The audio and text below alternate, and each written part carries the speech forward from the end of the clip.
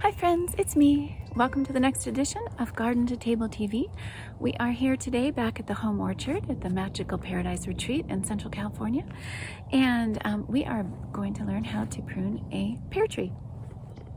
This is the original and only fruit tree that was on the property when I managed to acquire this place about almost 9 years ago.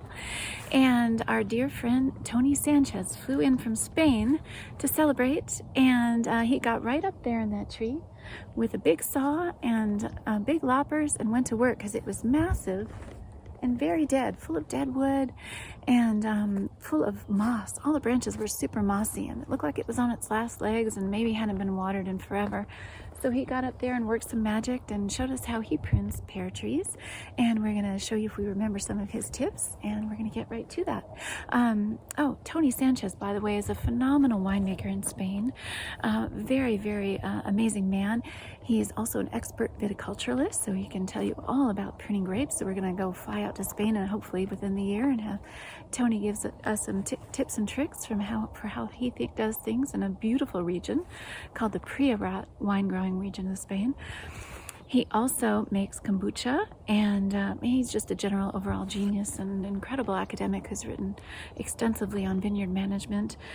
He grew up on an olive orchard in the north of Spain, in the Pyrenees Mountains, which of course are between Spain and France. So generations of his family has made olives, and he makes incredible organic olive oil there in Spain.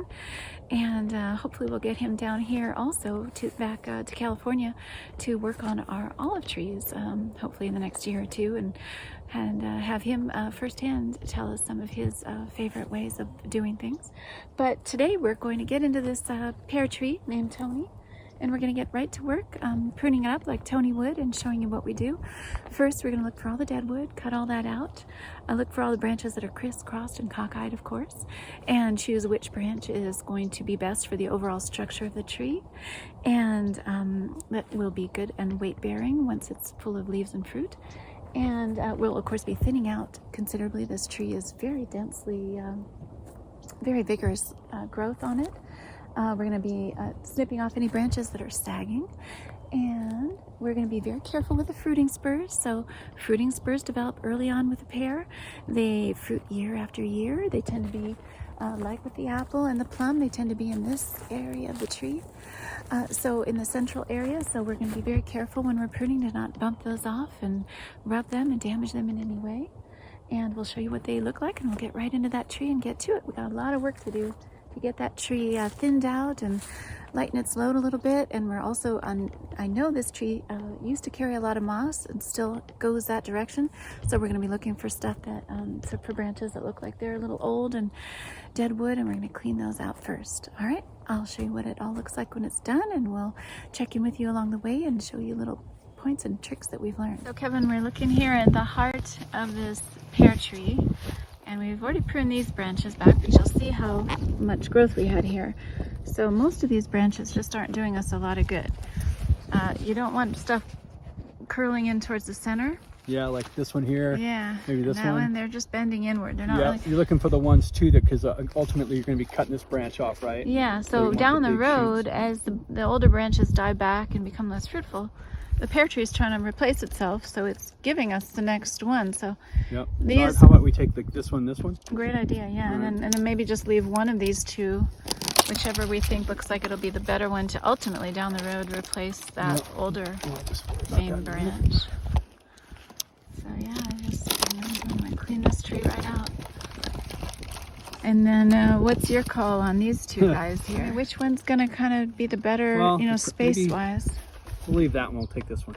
All right, I agree with you. Yeah, let's do that. And take that lower one off, and of course you're trying to trim it pretty close. Yep. As close as you get can. it close enough there?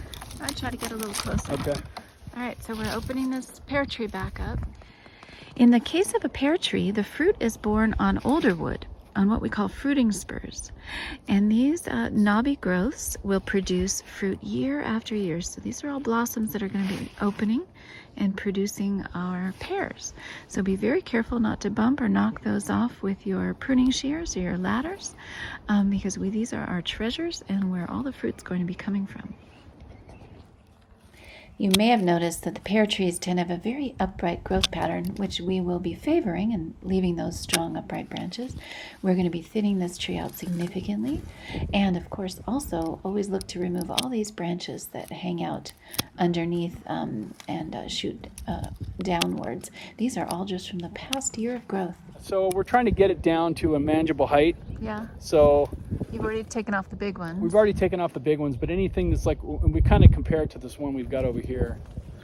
And so I'm just taking it like, you know, making sure nothing's knocking together, really thinning it. You can see how much stuff we've got in here, and it's all kind of hitting together, as Catherine would say, click clack kind of stuff. Okay. Cross-eyed and cockeyed, or whatever you say. What do you say? Crisscrossed and cockeyed. Crisscrossed and cockeyed. Yes, like this thing in here has got to go. All right. But I'm gonna take this one down like above. But I'm making sure that I leave the fruit bud on there. Okay. I've been bad about that, but so like right in here. We see where that's crossing. Sure. Yeah. So all pull those that guy crossing off. ones you're taking out. Yeah, all these guys in here. That are interfering. Can I take this guy all the way down? Yeah. He's kind of annoying. Sure. Yeah. Okay. And then I see a few more crossed right there. Is that a bud? Well, you don't want them touching, so you're going to have to take off a little more than that. Yeah, I'm probably like right above this guy. Perfect, yeah. And then they can flower without hitting each other. Yay. Trying to There we get my go. finger off. There's some more there bumping too. Yeah. Great work here. We're Hey. going to check back in a little bit. Thanks very much. Tony the pear tree, when he's all finished. Toni the pear tree, yes. What have we done, Kevin? Well, it was pretty grown. First thing we did was we topped it All right. because we didn't want to let it get away from us and then never be able to recover, and the tree wind up being way bigger than. Looks like we got a couple feet off that. Yeah, really. we did at least. Yeah, so that was really good. It was super full, so we cut a lot of branches off. And which ones? How did you decide which ones to leave? Just competing ones, the ones that looked healthier, the ones that were more straight up. So yeah, we just took a lot of those out.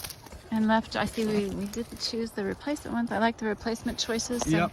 eventually when this branch is done and dies, we'll have, options with a couple sheets that we'll leave to Yep. refill the tree. And then it looks like, really good thinned out. Yeah, you can't be afraid to be too aggressive on these trees. It doesn't hurt to really go at it and thin them out quite a bit. But there was a ton of bulk to this tree, and now it looks really clean and I think it's interesting. don't have a lot of competition.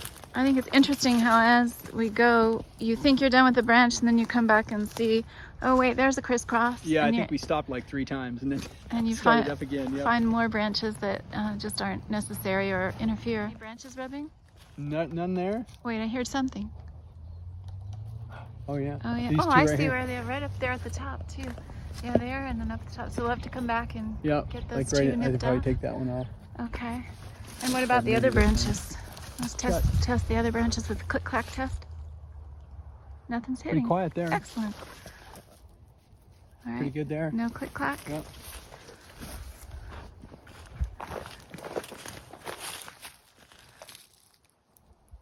I don't hear anything. All right, so we'll just get up and nip off those 2 little guys that are bumping. Yeah. And we'll call it a day. Sounds great. All right. Nice we'll work. have to figure out which tree we're going to tackle next. Can't wait.